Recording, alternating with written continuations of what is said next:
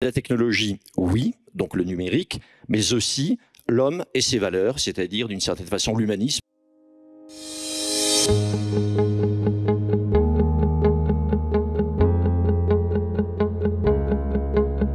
Je ne vois pas comment on pourrait dire que le digital par essence n'est pas humaniste. Non, pour moi c'est l'usage qu'on en fait. Alors le fait d'arriver à créer de façon numérique une présence similaire, rassurante pour les patients, ça me semble potentiellement le véhicule d'un numérique humaniste. Numérique, c'est dommage quand même, numérique et pas digital. Parce que digital, il y a déjà un côté humain.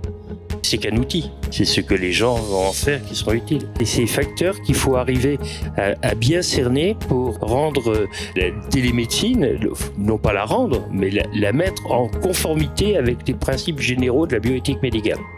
Dès lors qu'on parle du numérique, il y a une tendance à aller directement sur une réflexion qui est autour de l'outil. Si on parle d'usage, on parle des expériences, il faut vraiment passer d'une perspective ou d'une acception qui va être extrêmement outillée, extrêmement technique, à quelque chose qui est plus de l'ordre de l'usage. Comment on construit du sens autour du numérique, autour de ses usages. On voit quand même beaucoup de défiance vis-à-vis du numérique, vis-à-vis de la confiance dans le numérique.